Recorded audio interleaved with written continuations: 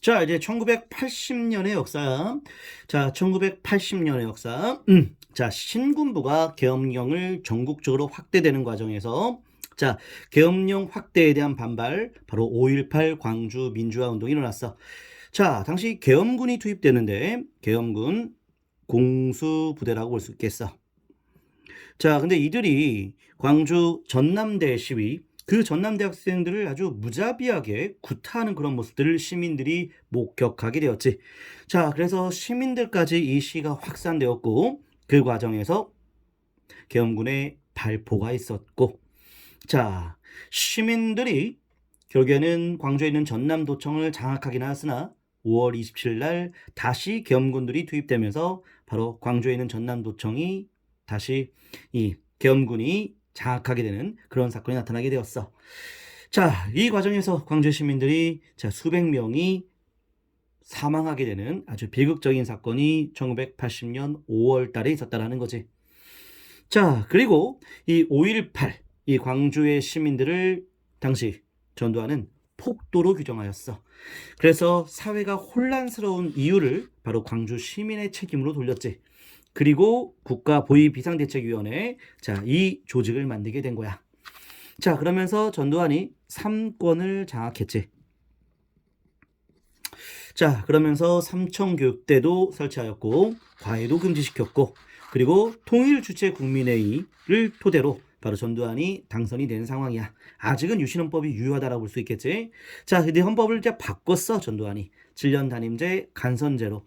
이때 대통령 선거인단이 대통령을 뽑는 방식이 되기 때문에 이제는 자, 대통령 선거인단이 대통령을 뽑는 그런 방식으로 바뀐 건데 이게 1981년이었어.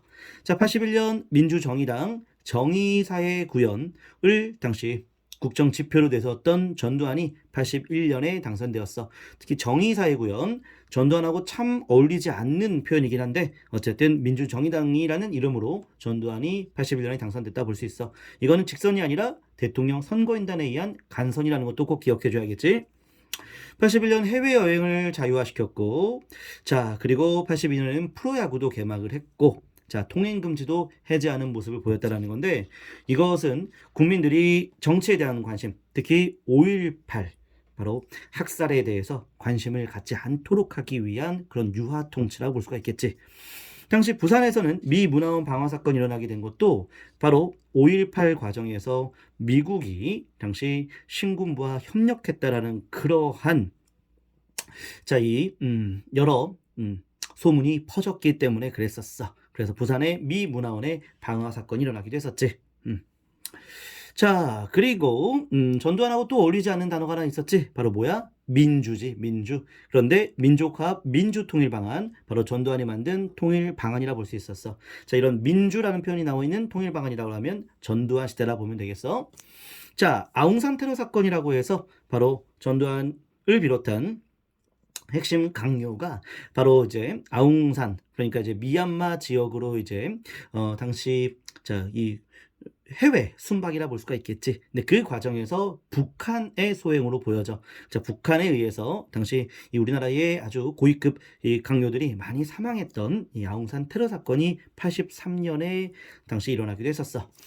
KBS 이산가족 상봉, KBS 주도로 이산가족 상봉이 일어났었는데, 당시 이제 KBS와 이산가족 상봉 관련된 그런 기록물이 또 유네스코 기록유산으로 등재된 것도 좀 알아둘 필요가 있긴 한데, 이것은 남북한 이산가족 상봉은 아니고, 바로 해외에 있는 또는 국내에 있는 서로 헤어졌던 이산가족을 KBS 방송국이 주도해서 상봉을 자, 진행하게 했다라는 것이지. 자, 막 생중계로 당시 TV 앞에서 많은 시민들이 이 광경을 보면서 눈물을 흘리기도 했었던 거지. 1984년 하병법, 북한의 약간의 이제 경제 개방이 있었기도 했었고, 자, 1985년 이때가 이제 서울과 평양에서 남북한 이산가족 상봉이 나타나게 된 거야. 이 남북한 이산가족 상봉이 최초이기 때문에 굉장히 중요한 역사가 바로 이 85년의 역사라 볼 수 있겠어. 85년의 역사, 굉장히 중요한 최초의 남북한 이산가족 상봉이라 볼 수 있겠어.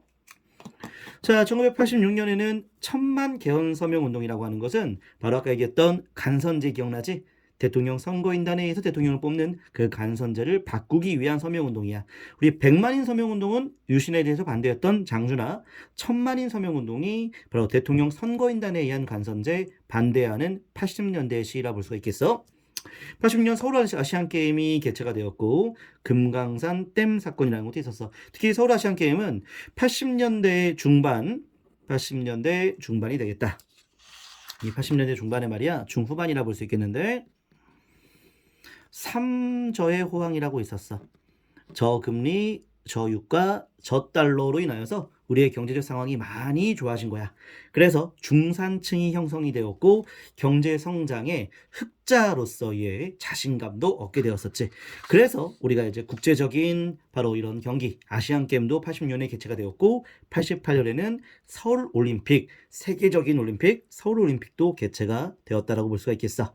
87년 정말 중요한 해야. 87년 1987 영화로도 만들어졌는데 정말 중요한 해라 볼 수 있겠어.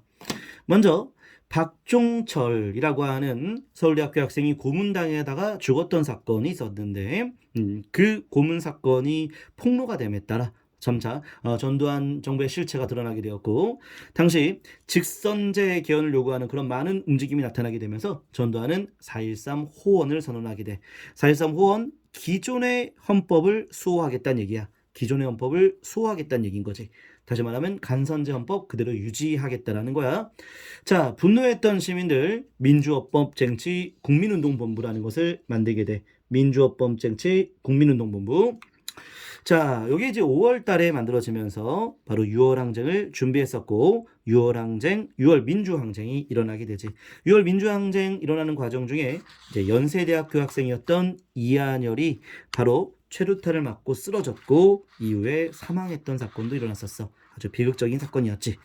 6월 항쟁 과정에서는 노동자 대투쟁을 쭉 전개하기도 했었고 결국에는 시위대들의 이 시위가 걷잡을 수 없이 전국화되었고 당시 전두환 같은 경우는 이제 임기 만렵의 상황에서 무리하게 진압하진 않고 당시 계엄령도 내리지 않았었어.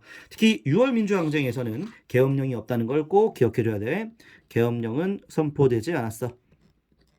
대체적으로 대부분의 모든 그 민주화 운동, 시위 과정에서는 계엄령이 선포가 돼.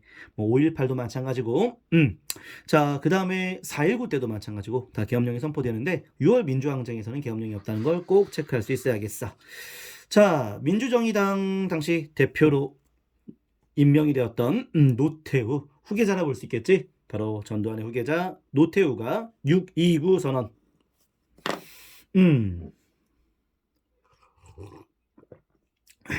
목이 좀 갈라져서 물 좀 한 잔 마시고 계속 이어가자.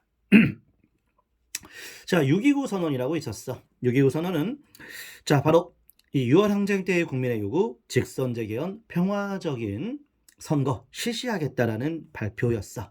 자, 6.29 선언은 잘 지켜졌어. 그래서 9차 개헌, 1987년 9차 개헌 드디어 직선제 헌법으로 바뀌게 되었어. 그때의 임기는 대통령 임기는 5년 한 번만 하는 단임제가 되었고 이게 현행 헌법이고 지금도 그래서 5년 단임제 쭉 유지가 되고 있지. 자, 1987년에는 대한항공 칼기 폭발 사건도 있었고 북한의 소행으로 보여져. 자, 1988년이야. 자, 대통령 선거에 의해서 당시 노태우가 당선되었어. 자, 1987년 겨울에 있었던 대선이었는데 이때 당시 여당이 바로 노태우였고 야당으로서는 김영삼, 그리고 김대중, 그리고 김종필 이들이 다 출마를 한 거야. 이 야당에서 단일화가 이루어지지 않고 다 출마한 상황이었기 때문에 여당이어도 노태우는 한 30%가량 그런 득표율로 당선이 되는 상황이 되는 거지. 그래서 노태우 정부가 출범하게 돼. 88년부터 93년까지가 되는 거지. 자, 노태우 정부는 출범과 동시에 77선언이라는 것도 굉장히 중요해. 자, 77선언, 1988년 77선언이야. 8877 꼭 기억해줘야 돼. 자, 북한을 비롯해서 동유럽 국가들과 이제 수교할 그런 용의를 보였고 실제로 수교하는 결과로 이어지지. 바로 북방 외교의 신호탄이 되었다라고 얘기하는 거야. 북방 외교의 신호탄. 자, 구체적인 공식적인 표현은 민족 자존과 통일 번영을 위한 특별선언이야. 이름 좀 길지? 민족 자존과 통일 번영을 위한 특별선언.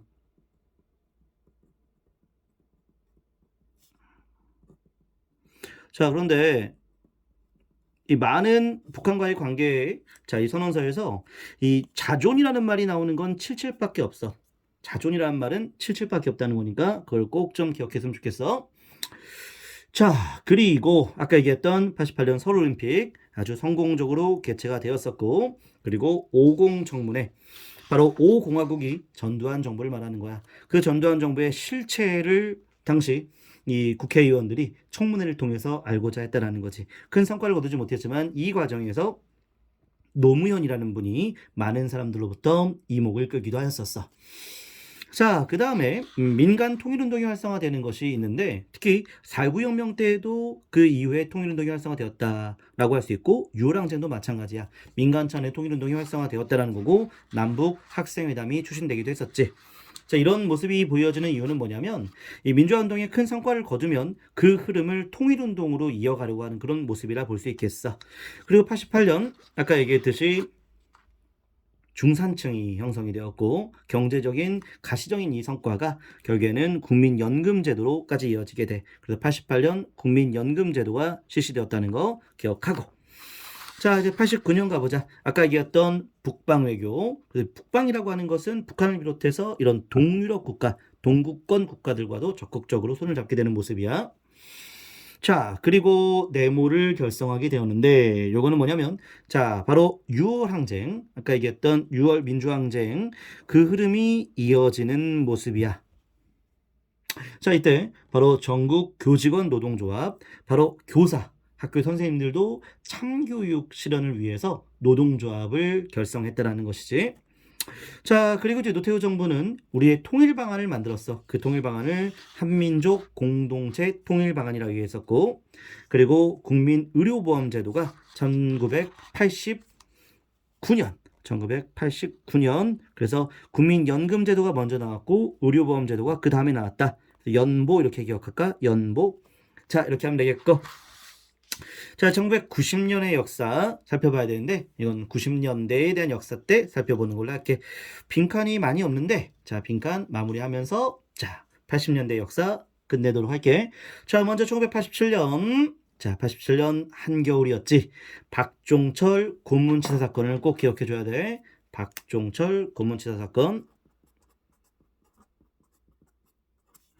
특히 이 박종철 고문치사 사건을 폭로하는 데 있어서 천주교 신부님들의 역할이 아주 컸다라고도 얘기할 수 있겠고, 자, 그 다음에 1988년 자, 88 서울올림픽 호돌이가 마스코트였고, 그리고 코리아나라고 하는 세계적인 그룹이 바로 손에 손잡고라는 노래가 전 세계에 울려 퍼졌지. 서울올림픽.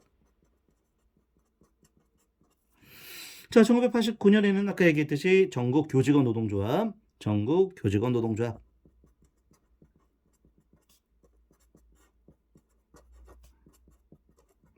이 결성되었다. 이렇게 얘기하면 되겠네. 자, 이렇게 해서 80년대 역사 마쳤고 90년대 이후의 역사 좀 이따 살펴보도록 할게.